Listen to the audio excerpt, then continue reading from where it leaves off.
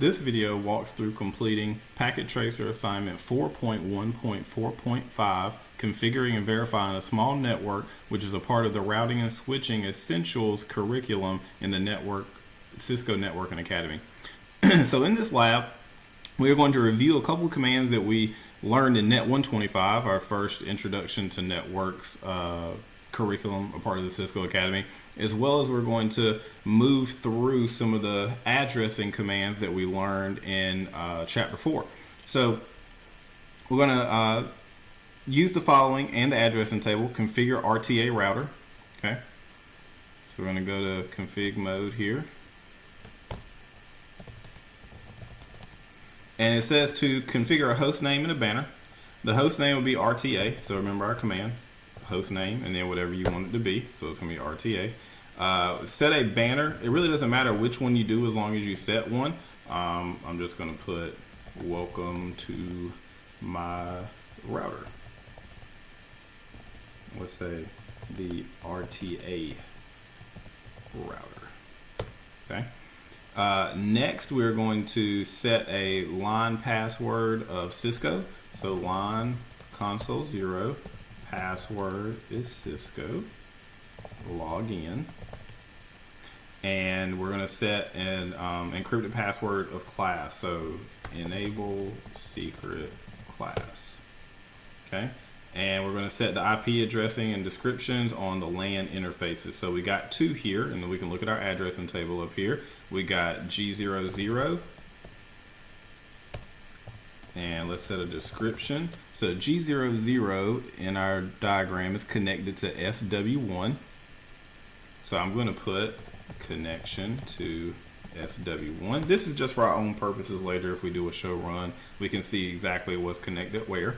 And we do IP add 10.10.10.1, 255.255.255.0, and no shut. Now we're going to go to interface G01, IP add 10.10.20.1, 255.255.255.0. Now we can set a description. Connection to SW2, and no shut to turn that interface on. All right, so we've got everything on RTA configured correctly, and it says use the addressing table, configure IP addressing on PC1 and PC2. So on PC1 here, again, we're doing IP version 4, so we need to stay up in this upper section.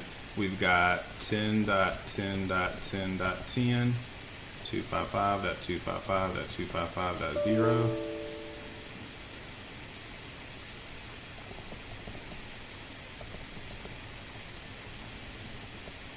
Okay, and then 10.10.10.1. Remember, this needs to be the address of the router, okay, the interface that it would get to before leaving the network. So PC1 is in a subnet with PC1, SW1, the switch, and only that G00 interface on RTA. So that's what it needs to be. And then PC2, 10.10.20.10, 255.255.255.0, 10.10.20.1, which again is the address of that interface on RTA that PC2 would get to before it leaves its subnet. Okay. Now going down, it says use the addressing table, configure the management interfaces for SW1. All right, so on SW1, password of Cisco, enable, password of class, configuration mode. All right, the management interface we got is VLAN 1. So we do interface VLAN 1, okay? And then we're going to do IP add 10.10.10.2, 255.255.255.0, no shut, okay? And then on SW1 as well, we need to set a default gateway. So we do IP default dash gateway 10.10.10.1. Remember, that address on that router is the default gateway for everything in that subnet. Okay, so again, G00 up here is the default gateway for everything on the upper side there. Now we're going to do the same thing for SW2. Cisco is a password. Enable class is the next one.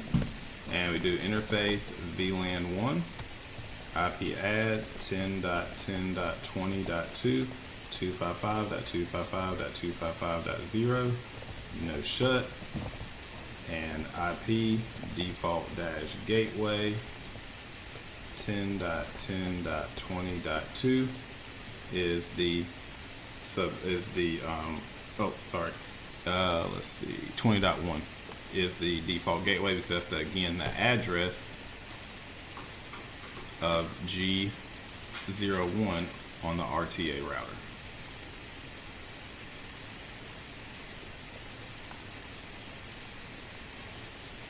Okay. Now we do need to save our configuration on all three devices. So again, copy, run, start, enter.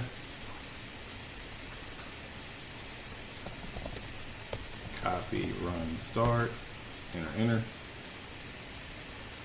And copy, run, start, enter.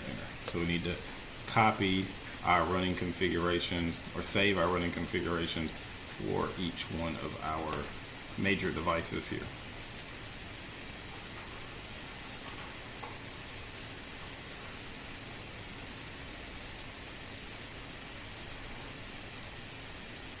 Alright, so hopefully you've had a chance to catch up. Now, the last thing that we're going to do is set the VTY line access, which is remote access for RTA. So we do line VTY 0, we can just do through 15. It doesn't really tell us what to start and stop at.